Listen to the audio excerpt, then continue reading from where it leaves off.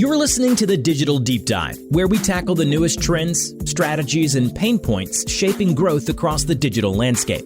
From Amazon and D2C to international expansion, join our host and e-commerce leaders across multiple industries for in-depth discussions on how to maximize your brands in the digital arena. Now, here's your host, Aaron Conant. Well, hello, everybody, and welcome back to the Digital Deep Dive podcast. I'm your host, Aaron Conant, and today have a longtime veteran of e-commerce as a whole, Justin Leigh, now Workflow Labs, well connected across the community, as probably a lot of you know him.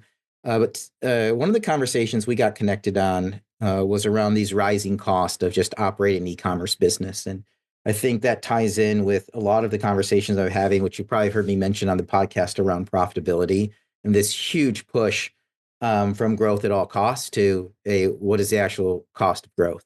And so, it's going to be a fun conversation today as we get into, I think, a little bit of the history. And it's going to be fun to go way back in time, a decade or so ago, around Amazon and how we kind of viewed it. But anyways, Justin, I'll kick it over to you. You want to, the background on yourself, that'd be fun. And then, what you're doing today, and then we'll kind of jump into the conversation. Sound good? Awesome. Sounds great. Thanks, Aaron, for having me on the show.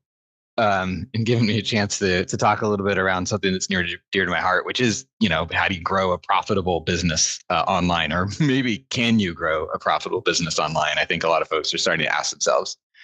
My background in e-commerce goes actually even further than that. I guess I'm pretty ancient at this point. But back in, I went to Amazon after business schools, and back in somewhere around 2007, 2008, I was in this meeting at Amazon. Someone asked this question that they used to do, and they said, that's like 17, 18 years ago. Right? My oldest was one, but that's okay. Anyways, go ahead. I should stop giving the year when I tell the story, I think, if I want to stay credible. I was in this meeting, and someone asked this question, and they didn't even ask the full question. Maybe they still do it. Maybe they don't. I don't know. But they would say WWJD, which stood for what would Jeff do? And it was like over something dumb. It was not like a really strategic thing. It was sort of kind of felt a little pretentious or whatever. And I remember thinking to myself, I'm like, well, he would not answer that question. He would not be in this meeting. He would not work here. He would go start a company and do something, maybe a little bit more impactful than what we were trying to accomplish in that meeting. Maybe it was an overreaction. It was an overreaction because at the time, the stock was $33 at Amazon, had been $33. This is pre-split, so that was really low. A 20th of that. It had been there for about 3 years. And I said, I can make more money and do better if I left and started my own company, because that's what Jeff would really do. So instead of having that stock appreciation, I went and started a company called IdeoClick, where we worked with brands. I did that for about 14 years and helped them solve Amazon problems, and grew with Amazon's marketing services and all the different changes that have happened throughout the years, focusing on how can you grow in the digital space and manage all of the things that retailers ask you to manage. It was really the learning from that was the impetus or the origin story of the current company, which is Workflow Labs. So 18 years of history of how we got here. That's crazy. Let's pull that apart, because when we're talking about profitability, when we were chatting just earlier, we're talking about what happens with e-commerce as a whole, and this idea that it's not always net new sales. It might be to your brand, but a lot of times when we're chatting, when I was at Perigo, it was kind of this giant trough that we drew, and then there's a pipe that went along the top, and the pipe was just leaking, right? And there might be Walmart, Target, Walgreens, Meijer, Ahold, Lidl, who doesn't matter, right? Piggly Wiggly, like that. We were actually just catching, the drips, the leakage from the traditional retail stores, and there was always that question about, hey, is this net new or not? And I don't know. I'd love to hear your thoughts, because in my opinion, it's not always net new. But if you're not catching it, then somebody else is, and so you have to be there to catch it. And that, even early on, as you're trying to build a direct-to-consumer site, is incredibly expensive. But I'd love to hear your thoughts around that. Would be great. And then let's keep rolling. Yeah, that sounds great. No, you're totally right. I love your analogy of, the drips. And because, e-commerce or digital shopping didn't create more households or more teeth that had to be brushed or, more breakfasts that needed to be eaten. Um, and so, they all came from somewhere. If you're shopping on Amazon, you used to buy whatever you needed really somewhere else. Um, and I think initially there was sort of this like opportunity on Amazon for brands where if you just kind of set up the products and did enough to keep them in stock, you'd catch enough of those drips that you could create this sort of segment of the brand that was growing very rapidly. And that was great for people's careers. And I think it was a very exciting thing to do. But ultimately, these businesses became big enough that the profitability of these businesses mattered. This business segment used to be specialty retail or whatever channel you called it. It became a big enough channel that the profitability of it was affecting the brand as a whole. And that's where everybody starts to say, what just happened? And is this a good idea? To your point, you have to do it. Otherwise, someone else will capture the sales. But if you can't manage and grow this segment profitably, you really haven't accomplished very much as a brand other than just become unprofitable as a whole. Yeah, and it was really nascent for a while there too. I mean, just for the focus on, hey, we're going to make this profitable. I just, from my brand days, this even if it was a lower profit margin business, it was so small at the get-go that a couple things happened. One, on the finance side, it's just a rounding error. It doesn't matter. Totally.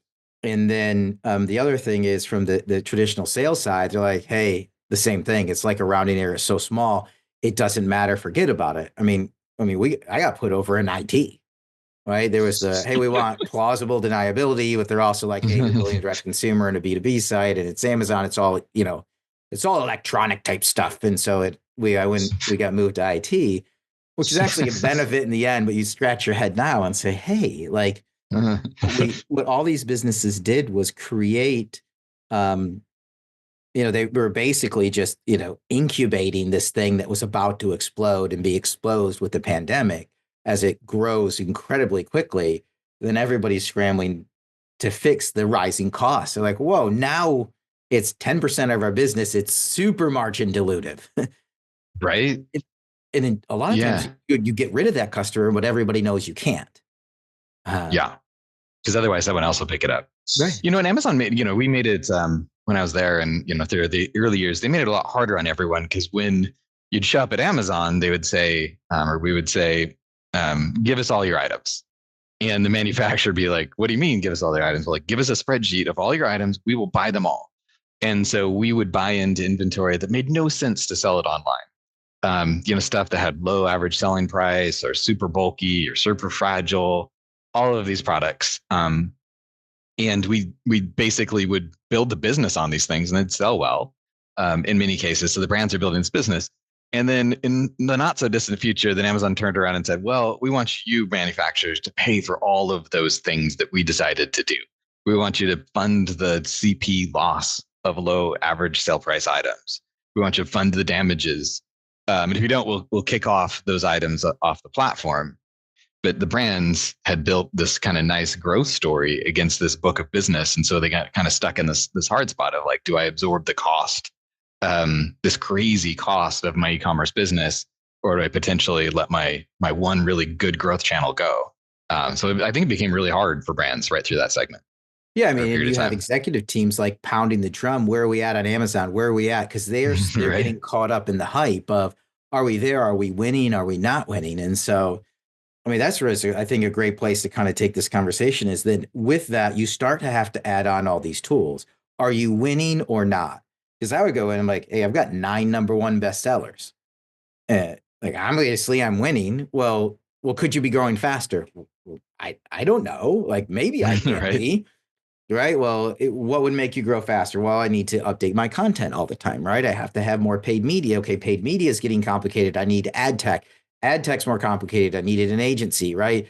I have tickets that are getting filed all the time. I have chargebacks. Okay, well then everybody else starts grabbing a piece of the pie, and now I've got this, this tech stack to help me run Amazon as a whole. And it's even more margin dilutive. But I can't pull off Amazon. There's no way I can do it. Right. Because it is very much a self-fulfilling prophecy. Your sales yesterday drive your sales tomorrow. So the minute you take your foot off the gas, like you don't just lose maybe today, like you lose the future because the way data is used to remarket products to the right customers and drive future sales. So you can't let the flywheel go. There's something else in there that it was really making me think about what's going on in there. So yeah, the opportunity, like, could you grow faster? Because it's so different than like a brick and mortar space where you have a certain number of people that walk down a certain aisle and you can kind of measure those people and figure out what they buy. On Amazon, it's just search words. Like, are there more search words to win? For sure. There is no end really to the audience or the opportunity to grow on Amazon. So then you kind of have this mentality, let's invest in everything and see where growth can occur. And that happened for a while. And I think that was great for brands. A lot of innovation happened. But now I think everybody really, if they're not already doing it in the very near future, they're going to be looking at the cost of doing all of this and saying, is this sustainable? Am I spending on the right things? And really kind of feeling some frustration that now they're paying for and doing things that retailers used to do for them in the past. E-commerce and Amazon, retailers like Amazon shift the cost of managing your products, merchandising your products, all of that onto the brands and manufacturers. And that's something you have to figure out how you're going to deal with, because this isn't going away. Right. I mean, there was the episode just before this one is with Megan Caroon from Clear Data, and she's got a retail, what I've seen, the purest form of retail media measurement, incrementality measurement, and part of what she's doing with the platform is going into brands to educate them. Because you're right, every retailer out there everywhere was saying, spend money with me, spend money with me, spend money with me. And brands were fine doing that for a few years. But now, a year and a half, 2 years ago, all of a sudden, executive teams were like, hey, we gave you all that money. What'd you do with it? Like, well, we spent it. Oh, okay, you spent it. Did it work? Like, we don't know. And so so she's basically built this tool that goes a lot deeper. But because it used to be like on Amazon, you spend money, you make money. It was basically you put it in and it comes back out. And I'm thinking like the 2015, 16 days of, AMC back in the day. But now with all the different ad tech platforms, there's not just, I'm going to put it into PPC until there's diminishing returns, and then I'm going to go DSP and everything's going to be fine. Within all those, there's multiple categories. You need to be able to take a look at what is working for you and what's not, what's driving an incremental effect, what's driving a halo effect, how is meta, how are all these different, media channels actually working and driving sales. And brands need to do that, not so they can spend like more money across the board, but more money on the channels that are working and less money on those that aren't. Yeah, that's totally true. And I think, there's like a lot of looking for silver bullets in that. Like if I can find a magic piece of technology, it'll give me the insight I need or the access I need to the things. And I think that's, there's some truth to that. There's some great technologies that have come out that do great things for brands. I think the fundamentals are always going to be where the real money is at. So in our world at Workflow Labs, we automate basically the day-to-day tasks of Amazon, launching new items, managing your content, making sure your 100,000 SKU catalog has the right content and variations every day, managing invoices, sort of all that like nuts and bolts, which isn't to pitch my book. It's more to say, like, if you don't do those things right, none of the downstream strategies matter. Like you have to have your foundation of e-commerce and business in place, or you'll have out of stocks and bad pricing and all kinds of other errors that make even the greatest strategies downfield irrelevant. No, and then on the brands, good. No, I just want to dig into it a little bit, because that is one of the biggest. If we look at like what are the biggest drivers of profit loss, I'm going to isolate this one to Amazon.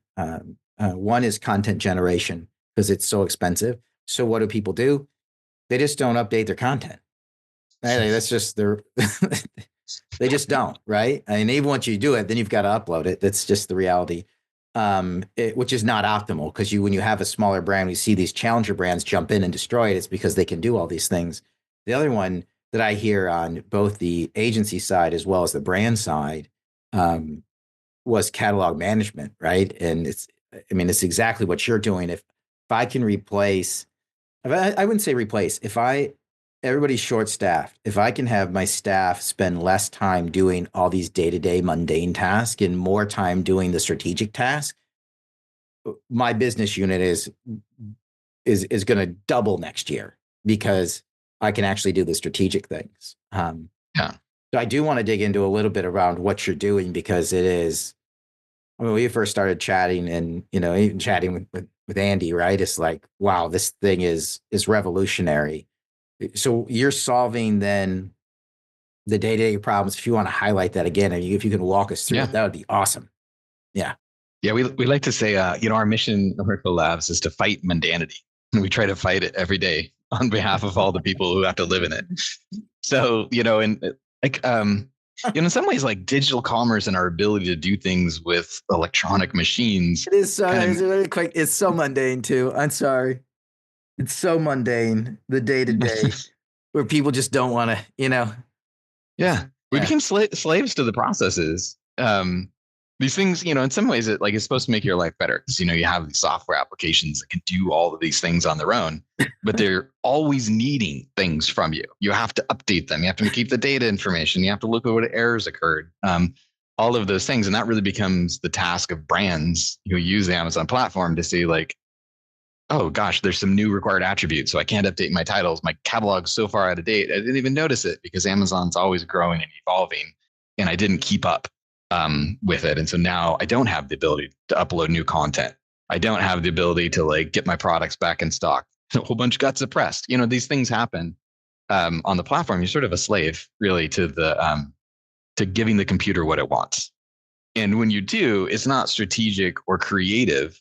It's just a repetitive, sometimes complex process, but it's just a repetitive process of giving the machine what it wants. And that's not what humans were designed to do.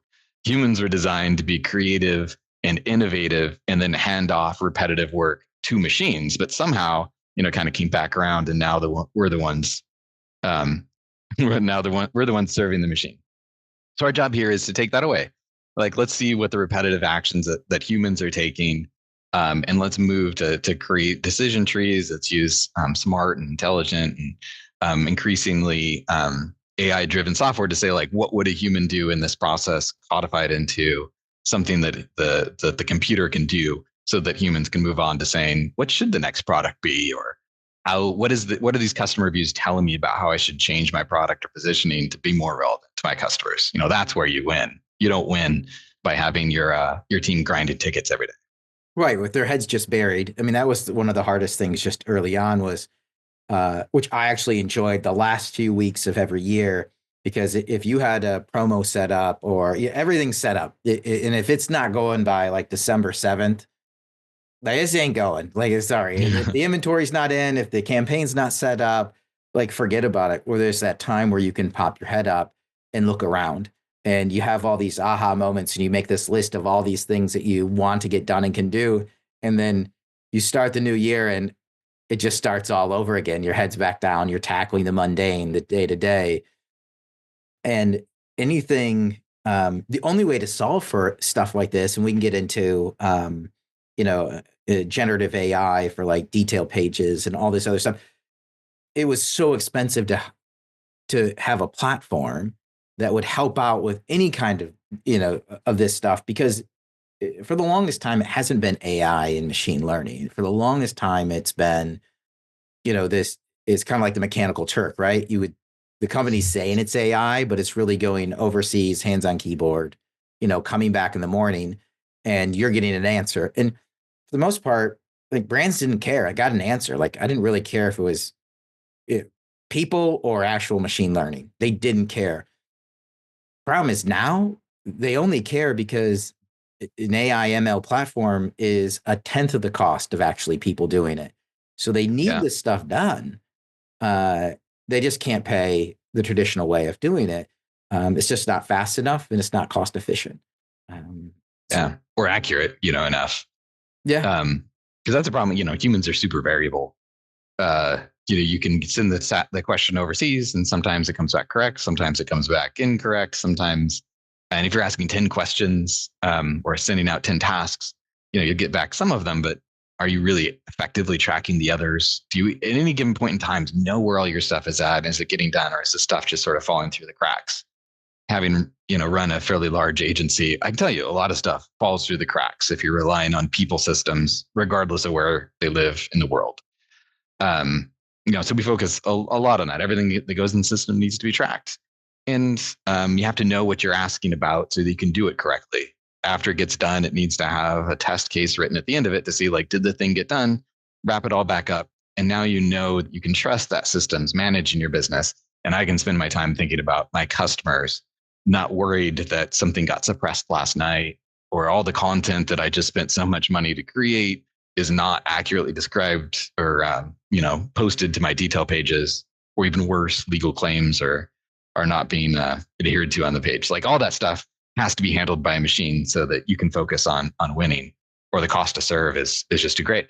For the average brand, they spend somewhere around 2% of sales just grinding tickets on Amazon, uploading tasks, checking variations, launching new items. And that's a tremendous return that could go back if they could put it into ads, marketing, positioning, the things brands should be doing. Do you see like a massive uptick then? So one of the things I've been following is, digital teams are getting reduced in size.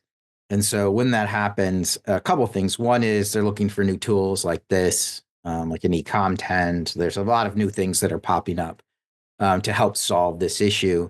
The other thing, brands are actually, turning to an agency, right? Because they're like, hey, wait, this agency for the cost of a single headcount, a single FTE can do everything I need. But then they're putting pricing pressures. When I'm talking to agencies, they're putting pricing pressures on agencies. So, like, are you seeing like, and now brands want the agencies to be cost effective. Like, I can see then even on the agency side, you see a massive uptick in tools like a Workflow Labs on the agency side that brands can be promoting, because they all want to work together. Like, the brands need the agencies need the brands. Everybody wants to make money. But I mean, it all has to get cheaper. Yeah, it all has to get a lot cheaper. Yeah. Yeah. And to your point, like, I came from one of the points, I came from the OTC pharma world, right? Like, claims and everything else that show up on Amazon and Amazon's craziness, regardless of what happens, the manufacturer, right, according to the FDA, has to report, any adverse events or any bad copy. Like, there's all these rules and regulations around what you're saying, and everybody's out there policing it. And so, like, it has to be caught right away, I guess is what I'm saying. Yeah. And I can't have somebody sitting at a computer around the clock paying them. It has to get cheaper. No, it has to get cheaper. And the other person can't keep up. I think if I was a brand these days, I do agree that they need agencies because it's so hard to keep in-house expertise up to date with what's going on in the commerce world. So, the value of an agency to, like, keep that knowledge base up to date, help brands understand it and implement it inside their organizations, I think is super valuable. But if I was a brand, the questions I would be asking to see if I'm going to get what I expect and the kind of efficiencies I need is to say, like, how often are you checking my entire catalog to make sure there's no content errors? And if it's not at least weekly, then there's not an efficient system behind the scenes picking these things up. I would ask, how often are you checking my item type keywords? How often are you checking my manufacturer list price? And if they don't have, like, solid answers for how quickly these things are being done, the answer really should be at least weekly.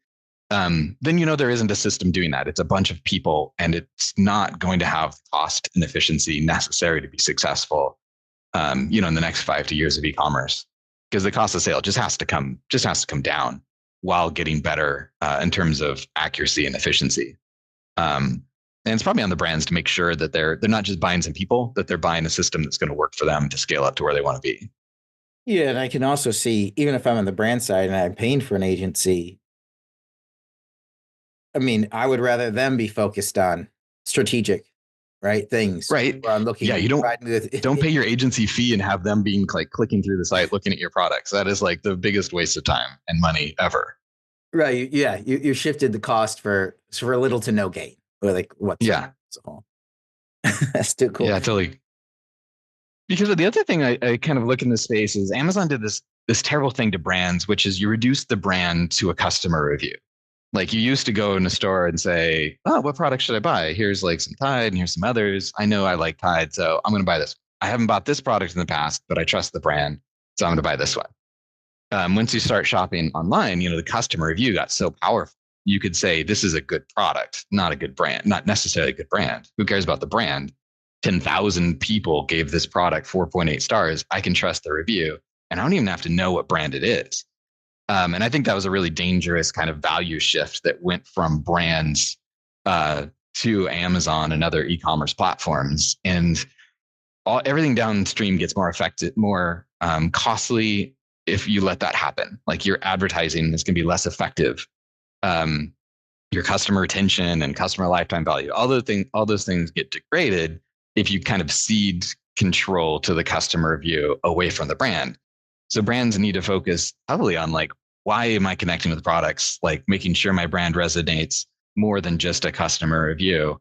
And that's where they win, not in the kind of tactical execution of your day-to-day operations. Yeah, the review side, especially during the early days, the complete gamification of it. Where you see these products pop up overnight with 5,000 reviews, right? And you're a legitimate brand.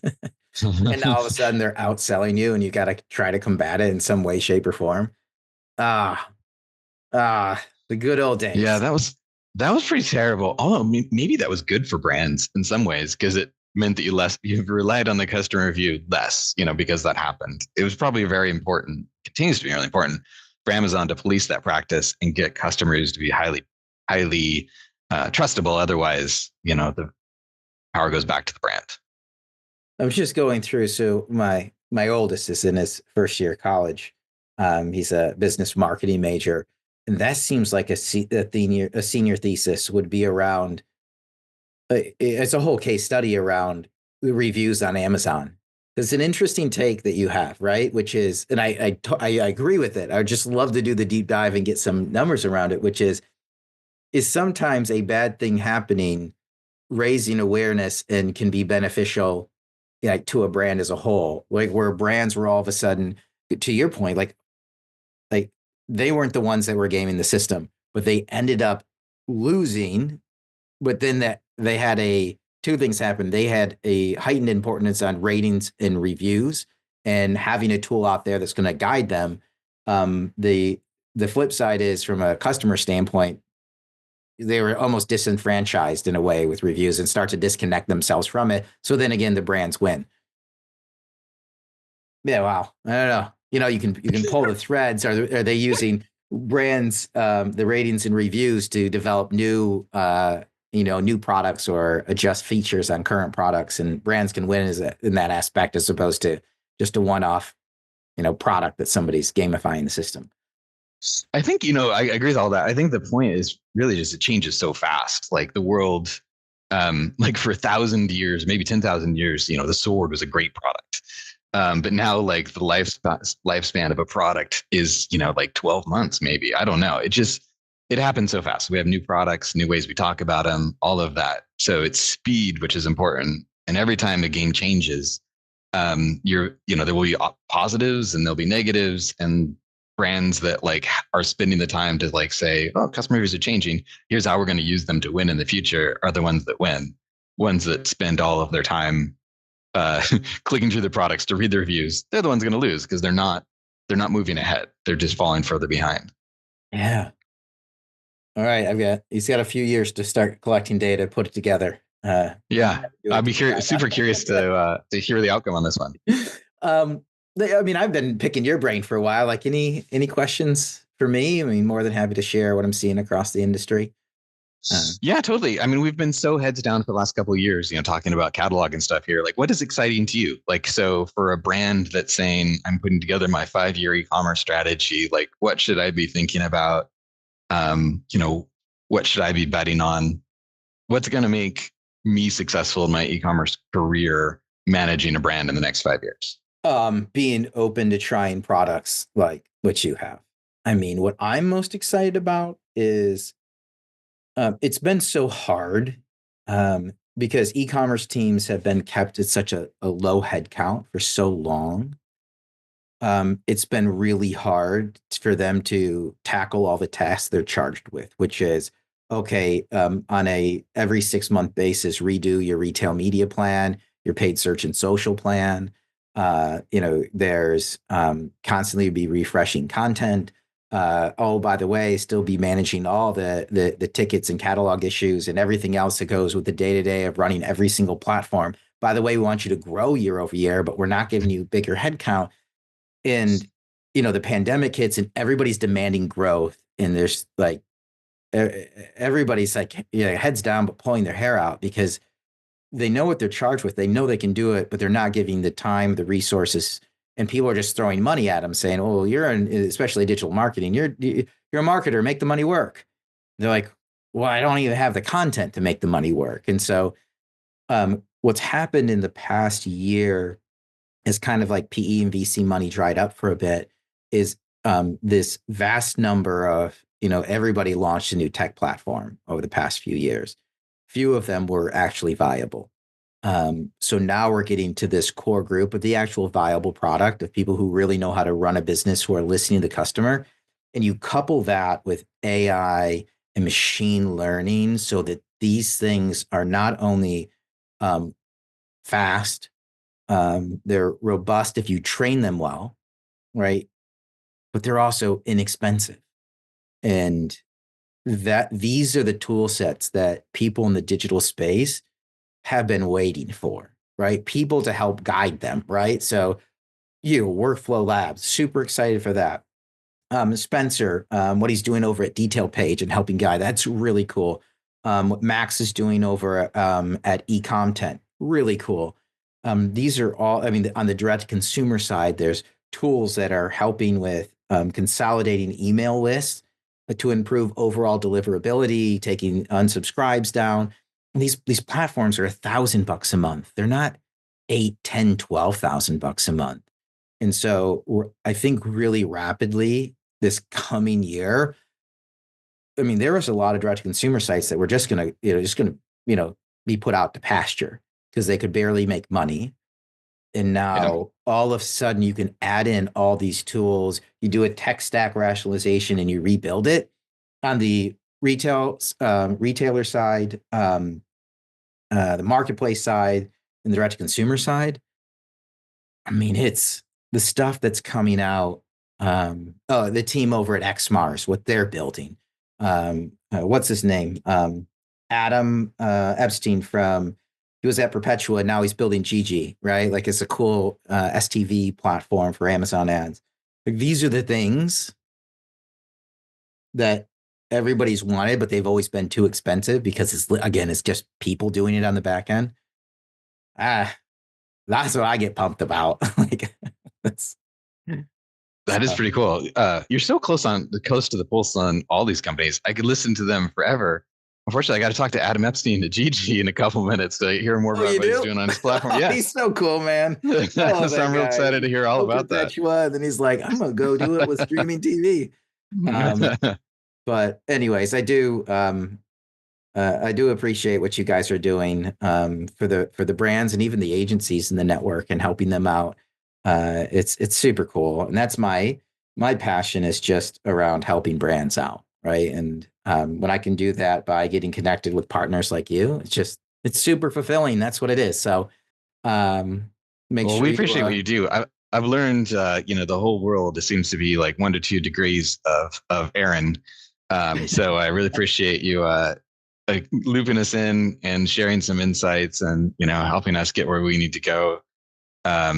It's, you get your pretty fantastic personality in the space. It seems to know what's going on. So appreciate it's the fuel of my passion in e-commerce. And I can't believe it took us this long to meet. Thanks to Andy, though, right? Andy, 1 degree from everybody. That guy's awesome. But so true. Well, my friend, thanks so much for your time today. We're going to wrap up this episode of the Deep Dive. Everybody, thanks for listening in. Take care now. All righty. We'll see you, Justin. Thanks, Aaron.